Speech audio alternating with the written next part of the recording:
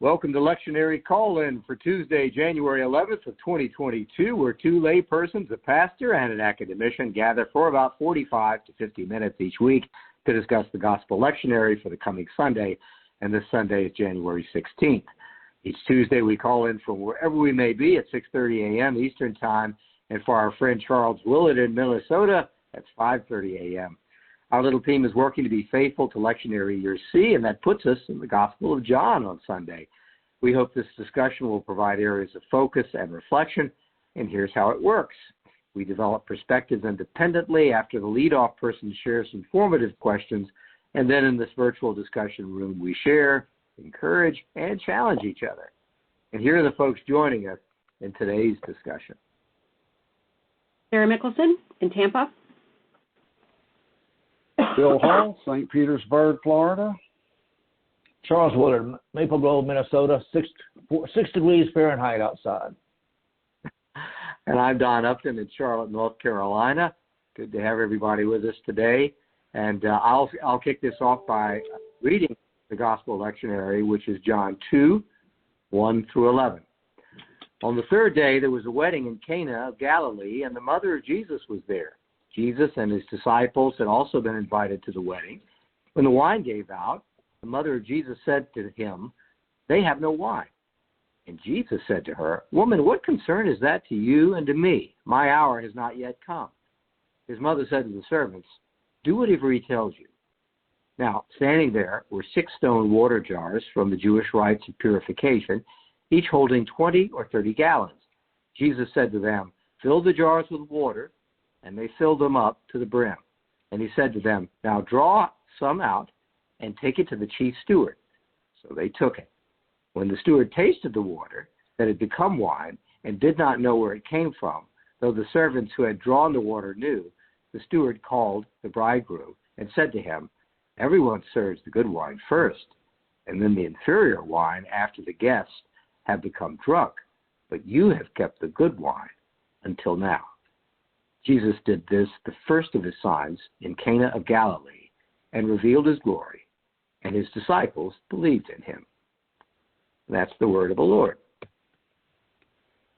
Well, a familiar passage, but like the weddings across the planet, we have them over and over again, and we read this one over and over again. I think this one I didn't read it the first time. It was probably read to me. I was so young, and it was used so much.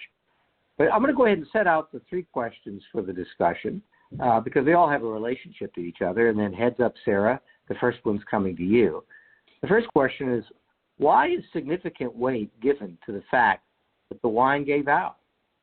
So what? Isn't Jesus right in his response regarding his mother's and his own interests and roles?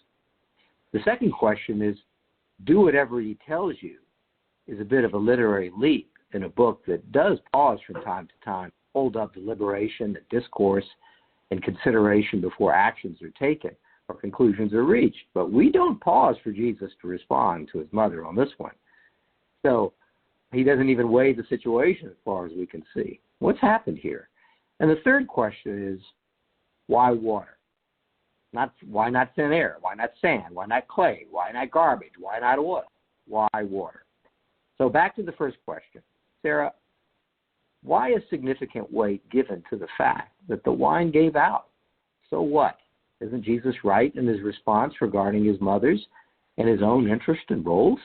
What do you think, Sarah?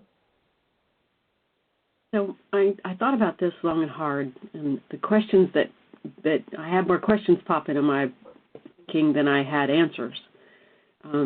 What is Jesus trying to show us? What is the author of John trying to show us about Jesus? When the wine runs out, do the blessings run out?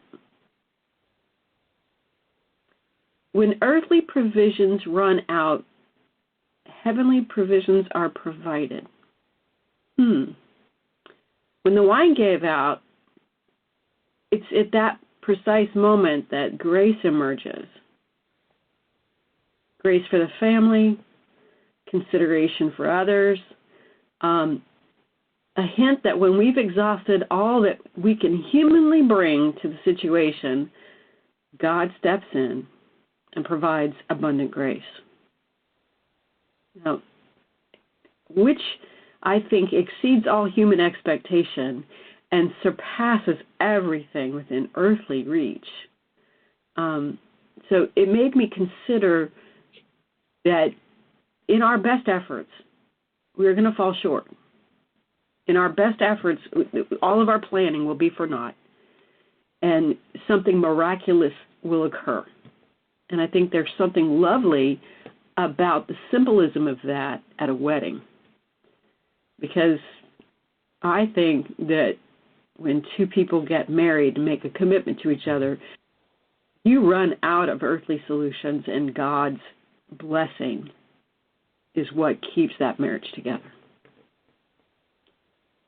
There's going to be conflict. There's going to be situational information that will be provided.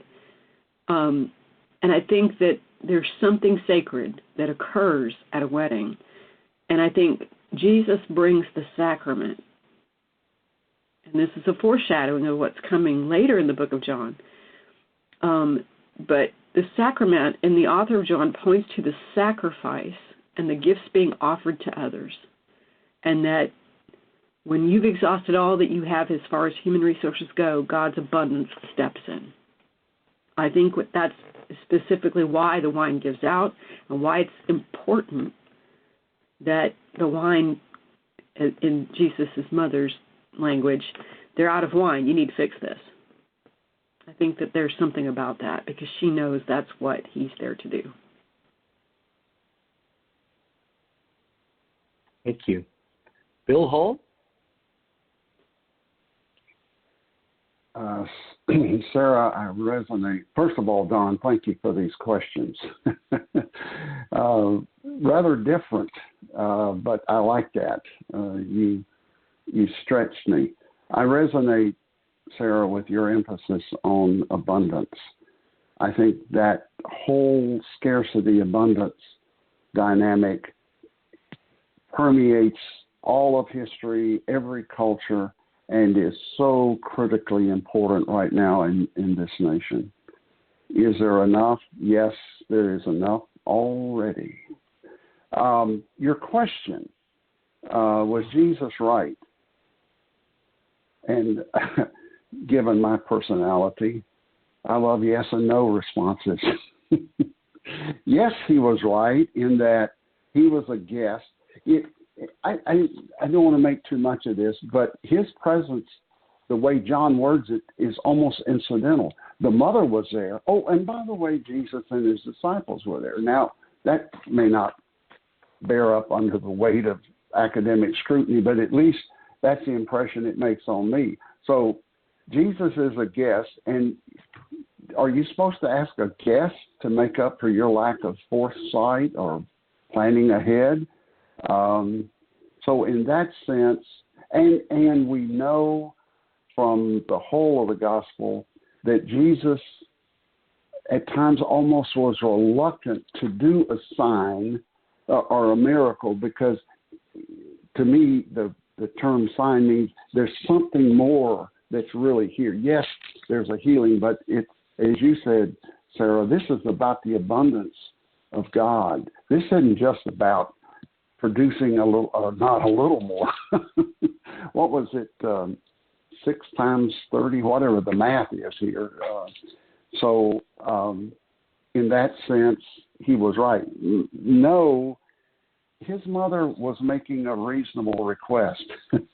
Prior to this recording, we had quite a conversation about wedding cultures and expectations. And his mother, it seems clear, while she was not responsible for this wedding or the reception, she felt in her heart what the parents, what the bride and groom felt. She is the picture of empathy. By the way, parenthetical, I hadn't thought of this till I listened to the working preachers yesterday, and Caroline Lewis noted, and I checked other scholars, Jesus' mother is never named in the Gospel of John. Other Marys are named. I don't know what to make of that, but anyway, maybe saying the mother of Jesus was even more impactful, differentiating her from the other Marys. So his mother was making a reasonable request, seeking to care for people and to focus on the bride and groom and the meaning of this for them. And as a male and as a son, I chuckle over how instantly Jesus does what his mother wants. Not only quickly, efficiently, and abundantly, again, Sarah, abundantly resolve the problem. And thus it seems to me, here in John, the first sign that he does publicly, again, Sarah, you're right. The heart of this story is God's abundance. Now, also, Don, this is maybe a little side path, but your question set me to do something I hadn't done before, and I looked up in the New Revised Standard Version all the references to wine or wine skins or wine press, and then I focused on the Gospels and printed them all out, and I would characterize the use of wine, that imagery, in several ways. One is the familiar new wine, old wine, new wineskins, old wineskins, the parables about something new is happening, and it is so fermenting, it is so filled with power that you can't contain it in the old. There are also some healing stories like the Good Samaritan using wine. There's a reference to John the Baptist not using wine. There's the parable of the tenant of the vineyard and the wine press. The most frequent references to wine in the four Gospels is in reference to Jesus' death, the wine offered to him on the cross. And then there's this unique story about the wedding. The only place this story is recorded is in John. So that says to me that wine is a powerful image, and it's not just about weddings. It's about the other things that I mentioned. The new wine, old wine, being illustrative of the challenge of Jesus' ministry. And then, of course, there are other references to weddings, not necessarily to wine. And in Revelation 21, the God descending heaven as a bride adorned for her husband. The powerful imagery of what a wedding represents. And with that, I'll hand it off. Thank you. How about you, Charles Willard? What are your thoughts on the significant weight that the Scripture gives to the fact that the wine gives out? I confess I continue to be puzzled. I don't have a good answer to these questions. The point was that the wine gave out, not that the wine became, they had to go to the less desirable wine. People were by that time filled up and filled out and laid out. I confess that I'm still puzzled. I mean, for John, this was a powerful image. For John, this was an image that did not exist in other scriptures, that other gospels that we have, and it's one that he brought to the fore. This is the first declaration of that sort. It happened in Cana, and there was another one that happens in Cana a little bit later on. But they're significant. They have to be significant for John because he put them there. He knew about the other Gospels and chose to focus it in this particular way. But the how he focuses it and what we make of it, why Jesus declined to do that and then did it, and why John included that point when he didn't have to. It was simply part of, he made it.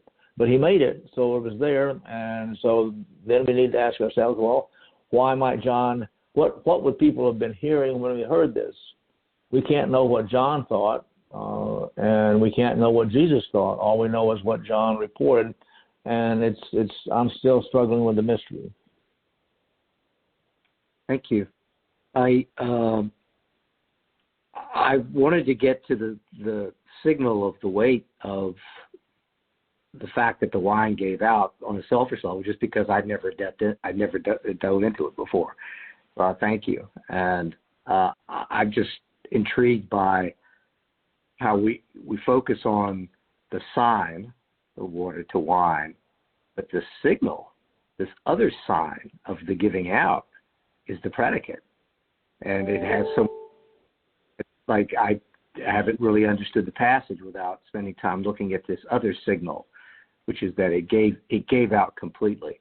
And I was going to think about when folks fail to see the future or plan, that this is bad form, just fundamental bad form. What were you thinking? Somebody didn't see the future. Somebody didn't plan. There is a failure of logistics. What were you thinking? This should not happen. But it does, and it does all the time. We're meeting in a time of pandemic. We have kind of a breakdown of global supply chains right now. How could this happen? But I think for me, it gives more strength to what Jesus is about to do, that everything adds up. In this case, I think it was probably impossible to see the future. It was impossible to control the future. And for me, a wedding is about the past and the present and the future. They all flow together. They weren't able to do it. It gave out.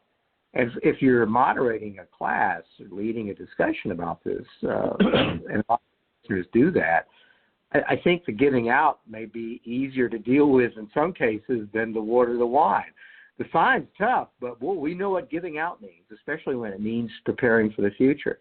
So some of the responses you might get in a class might be that the giving out as a signal or a sign can mean many things. Looming scarcity. It is on our minds, or it is a reminder to us that what is stored up still may not last. We are not storing up the things of heaven that must be done for us. The inability of the past to stretch into the future. We cannot stand just on the past. This is Jesus. This is the Christ of eternity, the present, the past, and the future. We try with our weddings to do the past, present, and future, but here's a failure, that we can't really get there on our own. So there's a loss of the past, a loss of the past memories. Wine, I feel confident, in that culture is a signal of the past, not just hope for the future. That it is connected to, Sarah always talks about the terroir. It has a flavor of the place. It is a past harvest.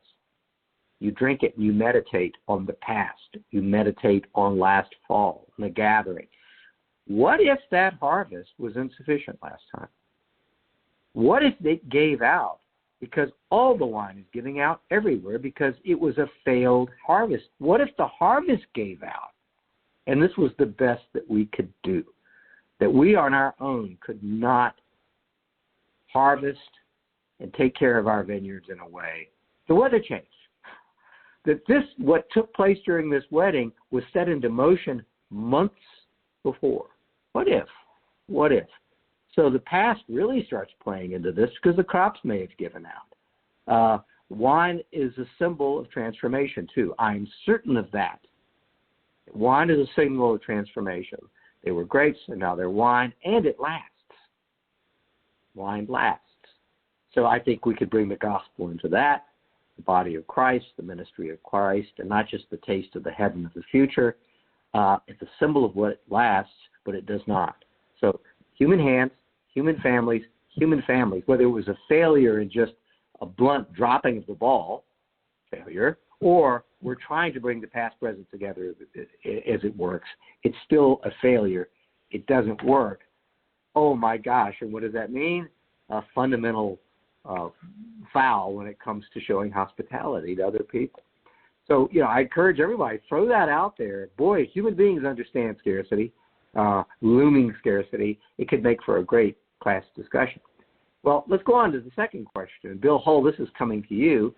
And I'm interested in this little gap that takes place. Jesus' mother doesn't say, let's talk about this. consider this. Consider what you could do here.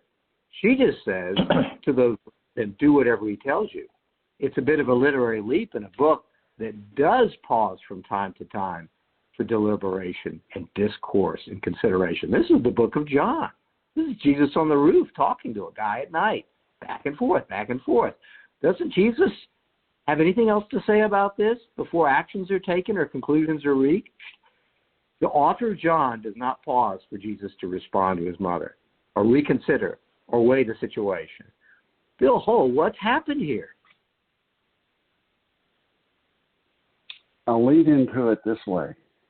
I think I've referred before on these programs to the process of my feeling tugged toward being a minister and resisting. When I was willing to start the process in the Christian world, that meant going to my session and what we then call the Candidates Committee of Presbytery. I started rereading the Gospels. And it's interesting what a different lens that was. One of the first, most powerful impressions that I got, Don, was Jesus was interruptible. He would stop and deal with what was literally in front of him. And I remember thinking on that and asked, because I was reading it because I was convinced I didn't measure up, that couldn't be my calling. And I remember asking myself, am I willing to be interruptible? And by the grace of God, with one exception, the ministers I had growing up were interruptible. They had time for people, even a little feisty little guy like I was, with all of my questions and so forth. So that would be one of my responses, Don, that in some ways this isn't out of character. In fact, it's almost at the heart of Jesus' ministry. But I hear what you're saying, because there is a place for pause and deliberation before one acts. In fact, Jesus talked about basically count the cost before you get into something. Again, for me, it illustrates the humanity of Jesus. He's an adult. He's begun the process of separating from his parents, which is signaled at age 12 in that discourse in the temple, being about his father's business. Yet he is still in relationship with his mother. Again, just a personal illustration. At a point in my life, my mother's health began to decline, and she moved from Orlando to Bradenton so that I could manage her care. She was a registered nurse, and we had a very poignant conversation. She had begun to have TIAs, and she said to me, I know where this is going, Bill. And she had a written list of instructions, and one-on-one in private, we went over that in detail, and she made it clear to me that she expected me to follow her wishes. I don't need to tell you how powerful an interchange that was. I was an adult. I had kids. I was the senior pastor of a church, but I was still my mother's son, and I still am. So to me, there's a poignant power in that. As I said earlier, it's almost humorous how quickly and it appears instinctively Jesus did what his mother wanted. Now, a point of translation, yes, in the RSV, it says woman. And Mark Davis says that perhaps it was a term of endearment. You can find other Greek sources that would almost insist it's not the harshness that we hear. That's a literal translation, gune, from that Greek word we get our word gynecology. Literally, it means woman. But I really think that he was going, Mom, wait a minute. What are you asking? So that there was respect here. And a part of Jesus' humanity, my fantasy is this conversation is occurring in front of other people. Is he, as a devout Jewish young man, going to embarrass and defy his mother importantly? And it's interesting to me that the first miracle, the sign in John, has nothing to do with healing, has nothing to do with telling a parable or teaching, be taught by example, but it's about social gracefulness. Now, I don't know that John meant for us to see that, but you think about it. The first public, powerful act of Jesus that we call a miracle had to do with smoothing over an embarrassing social situation. So it was in a sense, a demonstration of Jesus' identity and purpose, and it was an action with extravagant abundance. Caroline Lewis jokes, a working preacher, that she's been to Cana and there's still wine here from that Jesus had made. There was so much they're still selling it. I don't know if you find that funny. I thought it was hilarious. The point being the abundance of God. And you think about it, this is an illustration of new wine, which I've already said was an important image of wine in the Synoptic Gospel. And it's not put in wine skins, it's put in stone jars that can contain that new wine. I'll leave it there, Don. My mind keeps spinning. Thank you. How about you, Sarah Mickelson? What are your thoughts? Again, what is the author of John trying to tell us about Jesus? What is the wedding about? Promise, hope, joy. It's the handoff between the relay runners of the past, the present, and the future. This is a moment of transition when the past imbues the present and the present imbues the future with anticipation, with hope, with celebration. We see two families joining together, celebrating the union of two young people making a, or two people, not young, two people making a public expression of their commitment to build something together. It could be a family, it could be a house, it could be a community. I think it is a moment of transformation, and I think the wine represents that. I think that this is joy and salvation arriving together and bringing us abundant life. I think the mother of Jesus is fully aware of the loaded hospitality issue of family, of reputation, of protection. We don't get much of a heads up about the wedding between Jesus' mother and Jesus' earthly father. We don't hear much about that. And maybe that was, what I will say is oftentimes mothers carry into weddings of others the things that they wish they'd had at their own wedding. So maybe there's some of that. I think Mary's been holding and pondering things in her heart, and I think that this is her looking at this situation and recognizing the promise of the hand of God here. So I think she prompts with empathy. She says, "This is a good time. You should bring out the I would say bring out the miracle." Yeah, I would say that's what this is about. It's like, bring on the blessings, because that's how this is going to be perceived.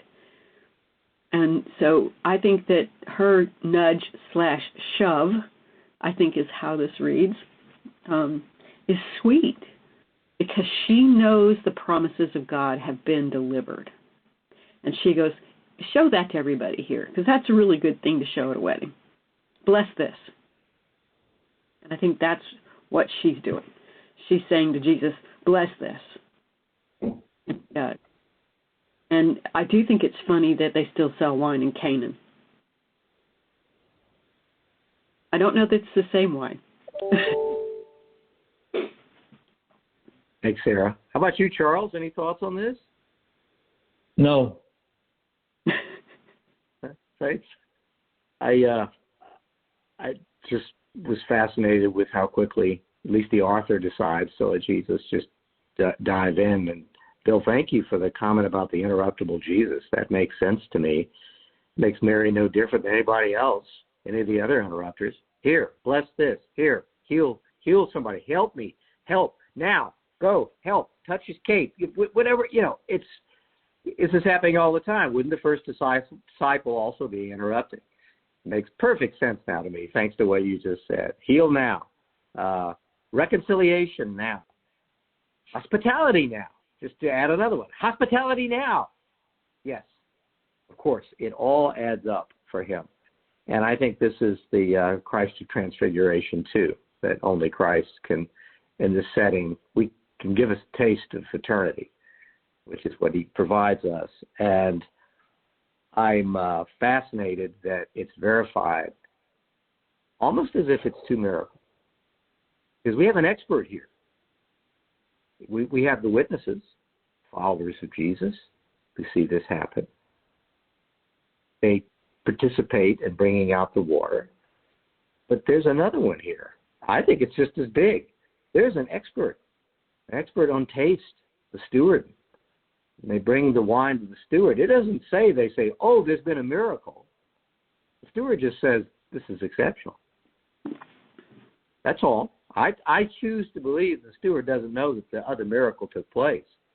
His miracle is he is tasting the future for the first time.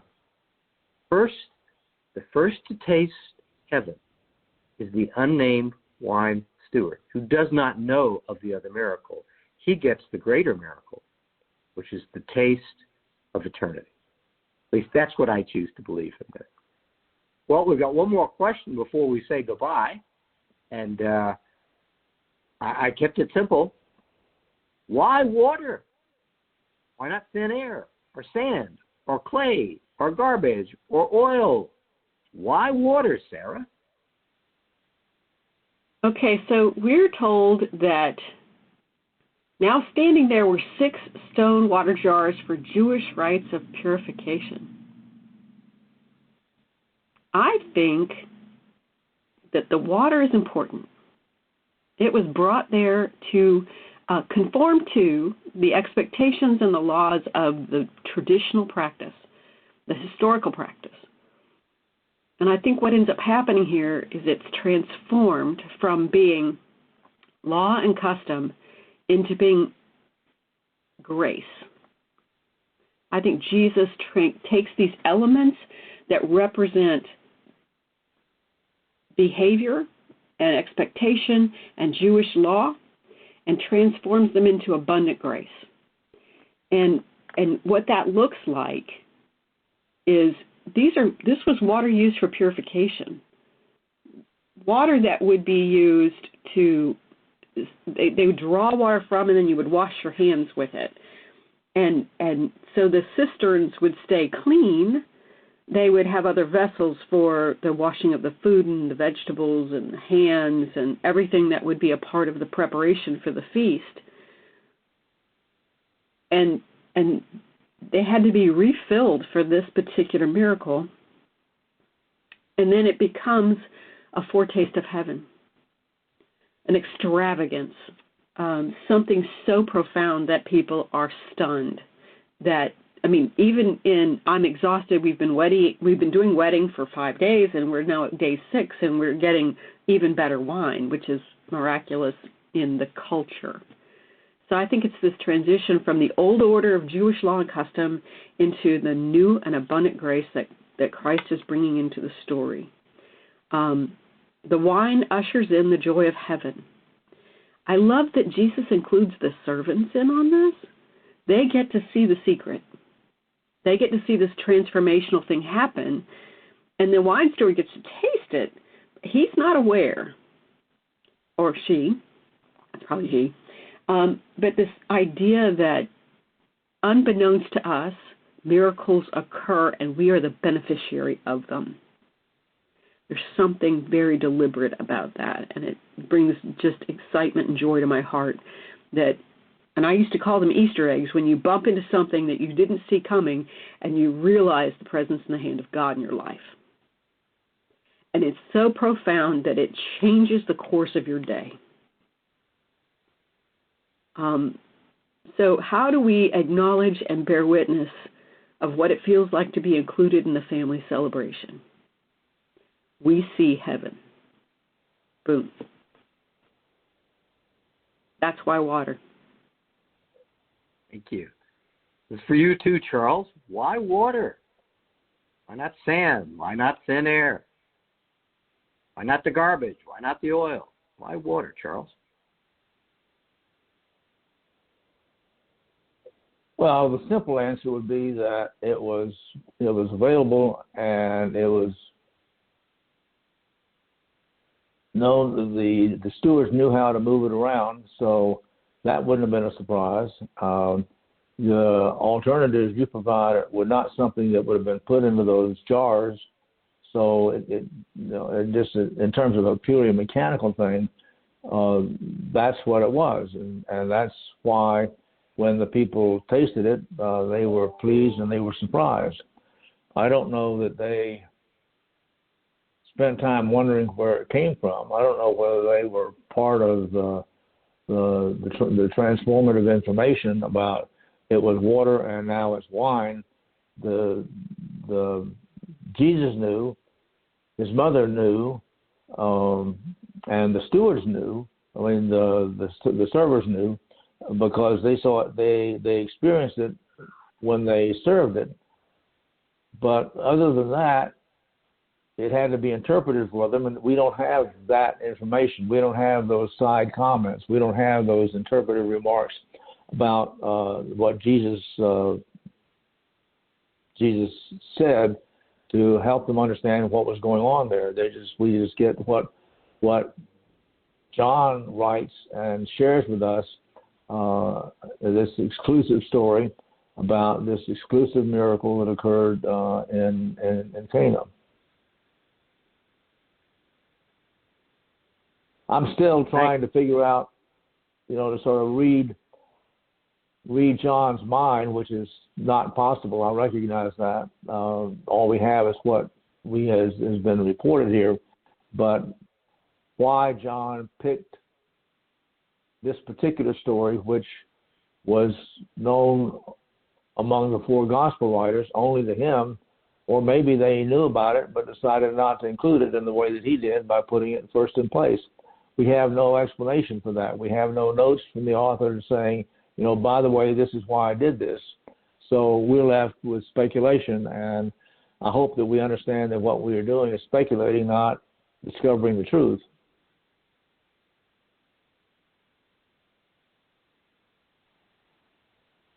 Well, I know we have listeners who live in different countries, and we're in the United States, where water is viewed as a commodity. We're it's a very strange culture on the planet, and historically, because water is valuable.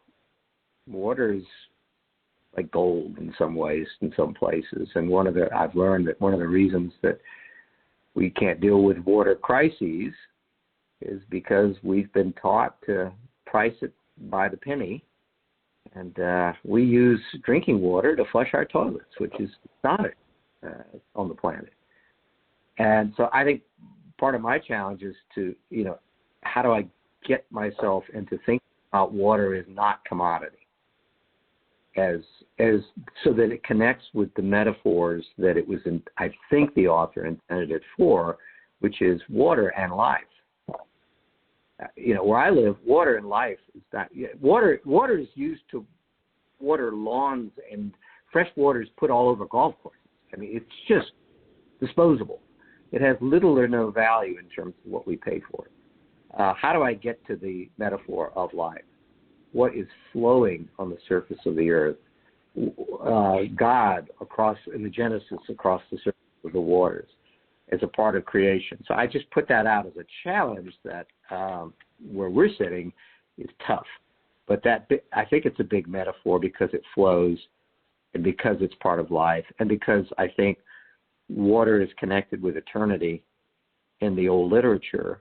It's connected with life itself and renewal in the old literature, which in one way means why water when water is a complete metaphor and signal for life? Why? Why water? Because it's so big. And I think that the answer might be in that life itself is transformed. Life itself tastes different. Who would dream of transforming water? It's the most off limits of all. So I put that out in terms of the mission of the Christ, and I think a good discussion for a class too to get its head wrapped around what water really means, that it flows, and that the water metaphor is so big. Bill Hull, what are your thoughts? Why water? Why water? As already noted, water is an essential and prevalent element of life mentioned in the very early verses of the creation story. So it is essential. And as Charles noted, this is an example of taking what is at hand and using it, not just using it, but doing so in a way that multiplies its effectiveness and abundance. We remember the loaves and fishes. Little is much when God is in it, as the old gospel chorus tells us. Now, a side note, again, these questions get my mind going off in all directions. I mentioned my search about wine in the Bible and particularly in the Synoptics. To my surprise, unless I'm overlooking something, it is never mentioned at the Last Supper or communion. What's used, what's referred to? The cup. And I thought, what's the purpose of a cup? It makes wine transportable. You can't pick up a vat and drink from it, but you can pour wine into a cup, which also made me think of Jesus' question, are you willing, are you able to drink this cup with me? So the cup represents a choice. I could hand you, Sarah, a cup of wine. It's your choice whether or not to drink from that cup. So that was a fascinating place for my mind to go. And I doubt that was the purpose of the gospel writers of saying cup instead of wine at the Last Supper. But at least for me, it's a powerful reminder of choice. Now, I'll finish with this. Matt Skinner is a scholar on the working preacher. He's also a commentator in a new resource I'm using entitled Connections, published by the Christian Church USA. And Matt Skinner is currently writing the articles about the Gospels. And in his article on this passage, he uses 5 words to illustrate what he sees in this of humanity and of the gospel. And I'll just read them and let them hang in the air. And you can imagine what Matt Skinner does to illustrate this. The first dynamic is urgency, grace, abundance, delight, and I love this ending, wonder. Thank you. Thank you. Well, wrap up. I think it's right to assume that the first time I encountered this passage, I was a little boy, and that it was read to me, and that it is possible I probably hadn't attended my first wedding. And here I am with my friends and our listeners, and I've attended hundreds of weddings since then. But my setup was this. And I'm sure that's the case. If I went to a wedding, I certainly didn't have a memory of it at that point. So one of my first encounters with a wedding is this. Not actually going to a wedding of a friend or a relative or anything like that. It's this. This is my introduction to a wedding. Or for folks listening in, Palma Lucia Presbyterian Church is at 3501 West San Jose Street. That's in Tampa, Florida. And for more information, you can go to palmacia.org. That's PALMACEIA.org. We commend that site to you for other discussions of all kinds of Scripture. There's a chance to take communion in the virtual cup. Great sermons and outstanding music. So check that out. And you're always welcome. And we'll see you next time.